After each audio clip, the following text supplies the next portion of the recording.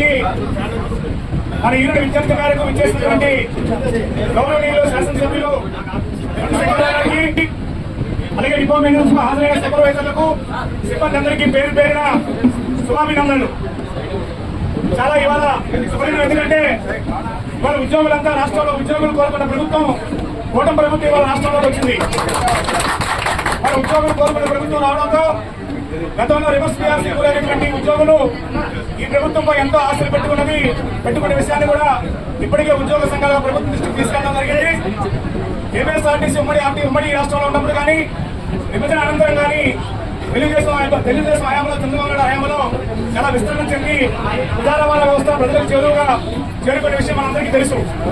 బస్టాండ్ల ఆధునీకరణ కానీ అలాగే విభజన తర్వాత విజయవాడలో అక్కడ బస్ భవన్కి తీటుగా విజయవాడ నగరంలో ఆర్టీసీ వ్యవస్థ నిర్మించడంలో కానీ అన్ని బస్టాండ్లు కూడా ఆధునీకరణ చేసి బస్టాండ్లని ఒక నీట్గా ఎక్కడికి వెళ్ళినా సరే ఆంధ్రప్రదేశ్ బస్టాండ్ లో ఉండాలని ఇతర రాష్ట్రాల నుంచి ఎవరు ప్రయాణికులు వచ్చినా సరే అనుకునే విధంగా తీర్చిదిద్దిన ఘనత తెలుగుదేశం ప్రభుత్వం చెప్పి.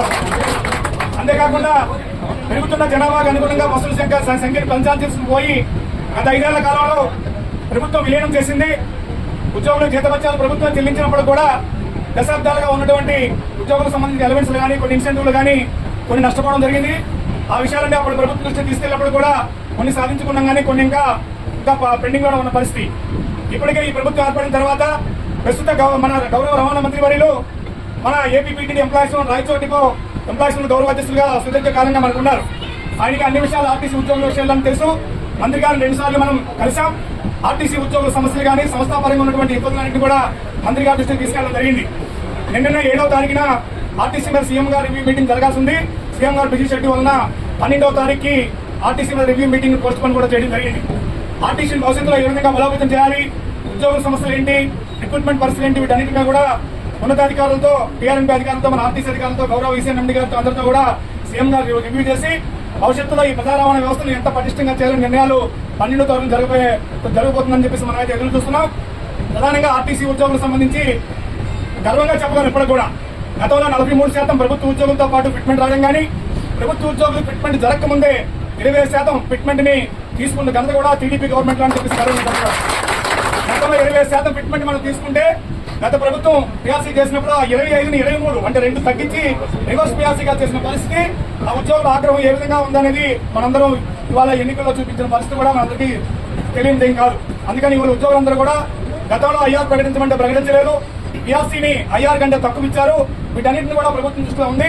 వీటన్నింటిని కూడా గౌరవ ముఖ్యమంత్రి గారి దృష్టికి ఎప్పటికప్పుడు తీసుకెళ్లడం అయితే జరుగుతుంది. వీటన్నింటిలో కూడా ఉద్యోగులు కోరుకున్న ప్రభుత్వం రాష్ట్రంలో అధికారం వచ్చింది కాబట్టి ఉద్యోగుల సమస్యలు పరిష్కారం అవుతాయనే నమ్మకం మనందరికీ ఉంది. ఆ దిశగా ప్రభుత్వం దృష్టికి పెద్దలు ఎమ్మెల్యే గారిని కూడా తీసుకెళ్లి ఆర్టీసీ ఉద్యోగుల సమస్యల పరిష్కారానికి చొరవ చూపాలని విజ్ఞప్తి చేస్తూ, అలాగే గౌరవ ముఖ్యమంత్రి గారు ఎన్నికల్లో హామీలో భాగంగా మహిళలకు ఉచిత ప్రయాణం ఏర్పాటు చేస్తా ఉన్నారు. అది ప్రకటన ఆగస్టు 15 అనుకున్నారు. దాన్ని ఎప్పుడు ప్రకటన చేస్తారో తెలియదు. కానీ తప్పనిసరిగా భవిష్యత్తులో మహిళలకు ఉచిత ప్రయాణ సౌకర్యం అనేది ఆర్టీసీకి లాభదాయకం. ఎందుకంటే సుమారు ఆర్టీసీలో మహిళలకు ఉచిత ప్రయాణ సౌకర్యం కల్పించడం వల్ల రోజుకి 7 నుంచి 8 కోట్ల వరకు ప్రభుత్వమే భారం పడుతుంది. అయినప్పుడు కూడా ఇచ్చిన మాట కట్టుబడి గౌరవ ముఖ్యమంత్రి గారు అమలు చేస్తా ఉన్నారంటే అది ఆర్టీసీకి లాభదాయకం. అయితే దాంతో పాటు ప్రభుత్వం చొరవ తీసుకోవాల్సింది ఏంటంటే మహిళా ప్రయాణికుల సంఖ్య పెరుగుతుంది కాబట్టి బస్సుల సంఖ్యను కూడా పెంచుకోవాల్సిన ఆవశ్యకత ఉంది. ఎందుకంటే గత 5 ఏళ్ల కాలంలో ఒక్క బస్సు కూడా మన కడపలో చేస్తారు. బస్సులు వస్తున్నాయి. త్వరలో ఈ బస్సులు కూడా వచ్చే అవకాశాలు కూడా ఉన్నాయి. భవిష్యత్తులో ఆర్టీసీ బస్సుల సంఖ్య పెంచాలి.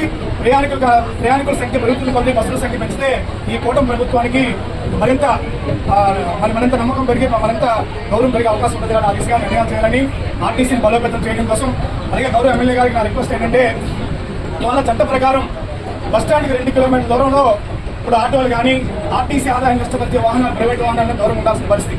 కానీ వాళ్ళు బస్టాండ్ కానుకునే ప్రైవేట్ వాహనాలు ఉంటాయి. బస్ స్టాపుల్లోనే ఆటోలు ఆక్యుపై చేసే పరిస్థితి. ఇలాంటి పరిస్థితి వల్ల ఆర్టీసీకి వచ్చే ఆదాయం నష్టపోయే పరిస్థితి ఉంది. అందుకని దయచేసి వాళ్ళ ఉపాధి కొల్లగొట్టమని కాదు కానీ వాళ్ళు కూడా పరిధుల మేరకు వాళ్ళు తిప్పుకొని ఆర్టీసీ ఆదాయానికి నష్టం కలగకుండా ఉండే విధంగా ప్రభుత్వం తరఫున చొరవ తీసుకుంటే ఈ ప్రధాన వ్యవస్థ ప్రభుత్వం తీసుకుంటుంది కాబట్టి ఇంకా బలోపేతమైన అవకాశాలు ఉంటాయి. ఈ వచ్చిన ఆదాయంతో బస్సుల సంఖ్యను పెంచుకొని ప్రజలకు మరింత చర్య చేసే అవకాశం ఉంటుంది కాబట్టి ఆ దిశగా ప్రభుత్వం చొరవ చూపాలని చెప్పేసి సందర్భంగా కోరుకుంటూ మరొక శుభవార్త మనందరికీ ఏంటంటే రాష్ట్రంలో చాలా మంది మన యూనిట్కి గౌరవాధ్యక్షులు ఉన్నారు. శ్రీకాకుళం జిల్లాలో మనకి మొట్టమొదటిసారిగా జిల్లా గౌరవాధ్యక్షులకు గౌరవనీయులు స్వర్గీయ ఎర్రనాయుడు గారు ఉండేవారు. తర్వాత మనకి తమ్మినేని సీతారాం గారు ఉన్నారు. మన టెక్కలకు సంబంధించి ఇందిరాపు అచ్చెన్నాయుడు గారు ఉన్నారు. ఇందులో భాగంగానే గౌరవ ఎమ్మెల్యే గారిని మన 1 డిపో కమిటీ సభ్యులు గారు అబ్బాయి అందరూ కూడా వెళ్ళి రిక్వెస్ట్ స్టేషన్ మీదకు తప్పనిసరిగా సార్ మీరు మాకు 1 డిపో సంబంధించి గౌరవ అధ్యక్షులుగా ఉండాలని రిక్వెస్ట్ చేయడం జరిగింది. తప్పకుండా గౌరవ అధ్యక్షులుగా 1 డిపో సంబంధించి గౌరవ అధ్యక్షులు ఉంటూ మీకు ఎటువంటి ఇబ్బంది వచ్చినా అండగా ఉంటామని హామీ ఇచ్చినందుకు అని హృదయపూర్వకంగా మీ అందరి తరఫున రాష్ట్ర కమిటీ తరఫున కృతజ్ఞతలు తెలియజేస్తూ అవకాశం ఇచ్చినటువంటి డిపో కమిటీ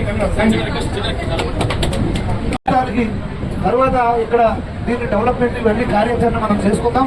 అలాగే డ్రైనేజ్ వ్యవస్థ కూడా తర్వాత చేసుకుందాం. ప్రస్తుతానికి ఈ నీరంతా అటు సైడ్ వెళ్ళిపోతున్న పరిస్థితి ఉంది కనుక అక్కడ నుండి మున్సిపాలిటీ వాళ్ళు ఆ చివరి నుండి మీరు ఆ చివరి వరకు ఈ డ్రైన్ తీసుకెళ్లి విడిచిపెట్టినట్లయితే ఆ చివరి నుండి పూర్తిగా ఆ మెయిన్ కాలువ వరకు నది వరకు మున్సిపాలిటీ వాళ్ళు ఈ పనులు చేపట్టి ఈ డ్రైనేజ్ కార్యక్రమం ఫ్యూచర్లో వాటర్ నిలువ లేకుండా చేయడం కోసం ఆల్రెడీ కమిషనర్ గారు అక్కడ ఎంఈఓ గారికి అందరికీ ఆదేశాలు ఇవ్వడం జరిగింది. ఇక్కడ డిఈ గారు అలాగే కమిషనర్ ఎంఈఓ గారు అందరూ కలవమని కూడా మొన్న బస్సులు ఓపెనింగ్ సందర్భంగా చెప్పాను. అది ఎంతవరకు వచ్చిందో నాకు ఎంతవరకు తెలియదు కనుక ఈ రోజు కూడా మళ్ళీ చెప్తున్నాను.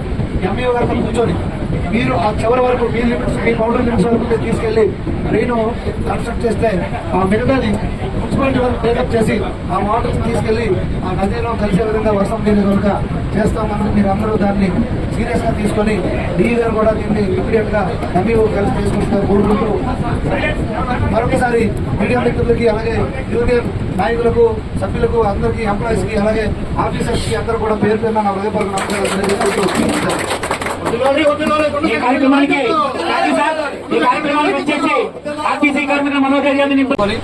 ఈ డిపో వరకు మనం లాభాలు సాధించాలంటే కమర్షియల్ కాంప్లెక్స్ కింద మార్చి ఆర్టీసీ కమర్షియల్ కాంప్లెక్స్ అయితే డెఫినెట్ గా ఇక్కడ మంచి బాగుంటుంది. పైన మల్టీప్లెక్స్ థియేటర్స్ గారు కట్టినా ఏది పెట్టినా మంచి సెంటర్ ఇది ఇలాగ ఇక్కడ ఏమి ఉండదు. డెఫినెట్ గా దీన్ని బాగు చేద్దాం. అలాగే మాకు ఇప్పుడు విజయవాడ బస్సు అయితే ప్రాబ్లం సాల్వ్ అయింది. తిరుపతికి కూడా ఒక బస్సు వేసి నేను అడుగుతుంది ఏంటంటే తిరుపతికి మనం ఒక బస్సు వేయగలిగితే గుంటూరు, ప్రకాశం, నెల్లూరు, కాళహస్తి, చిత్తూరు మొత్తం అన్ని కవర్ అయిపోతాయి. ఎవరైనా ఎక్కాలనుకొని వెళ్ళాలనుకుంటే అక్కడ వరకు ఎక్కుతారు. ఇది చాలా ఉపయోగకరంగా ఉంటుంది. జిల్లా నుండి మనకి ఇది ఒక మంచి రవాణా వ్యవస్థగా వస్తుంది కనుక ఆ తిరుపతి వరకు కూడా బస్సు కొద్దిగా చూడవలసిందిగా నేను ఆరంభంలో గారు చెప్తాను. ఇప్పుడు మాకు 6 సూపర్ 6 అనౌన్స్ చేయడం జరిగింది. 100 6 100 అయినా సూపర్ 6ని 100% అమలు చేసి తీరుతాం. దాంట్లో భాగంగా ఆల్రెడీ అన్నా క్యాంటీన్ రేపు ఆగస్టు 15 స్టార్ట్ అయిపోతుంది. పెన్షన్స్ ఆల్రెడీ స్టార్ట్ చేసేసాం. ఇక్కడ ఆర్టీసీలో మహిళలకి ఉచిత బస్సు అన్నప్పుడు తప్పకుండా బస్సుల పెంపు అవసరము. అది గుర్తించే బస్సులు ఎక్స్ట్రా ఇప్పుడు రాష్ట్ర వ్యాప్తంగా ప్రస్తుతానికి జిల్లాకు 3 4 ఇవ్వడం జరిగింది. బస్సులు పెంచామంటే డెఫినెట్ గా స్టాఫ్ కావాలి. బస్సులు గత 5 సంవత్సరాలు ప్రభుత్వం తగ్గు పెట్టేసి కొనకుండా ఉండడానికి కారణం ఏంటంటే కొట్టే సిబ్బంది లేరు. ఈ కొరత ఉంది. సిబ్బందిని రిక్రూట్ చేయాలంటే సిబ్బందికి డబ్బులు ఇవ్వాలా. పైన బట్టలు టేబుల్ కింద బట్టలు నొక్కడానికి ఛాన్స్ దొరకదని దొంగనాలు కలాడి వాళ్ళు నిర్వీర్యం చేస్తారు ఆర్టీసీ. ఇప్పుడు అది మీకు జరగదు. మంత్రివర్యులు కానీ ముఖ్యమంత్రి ఇందాకే చెప్పాను, ఎన్డీఏ ప్రభుత్వం కృతనిశ్చయంతో ఉంది. సూపర్ 6 అమలు చేస్తాం. మీకు సూపర్ 6తో ముడిపడి ఉన్న అంశం ఉంది కనుక మనకు మంచి రోజులు వస్తాయని ఈ సందర్భంగా నేను తెలియజేస్తాను.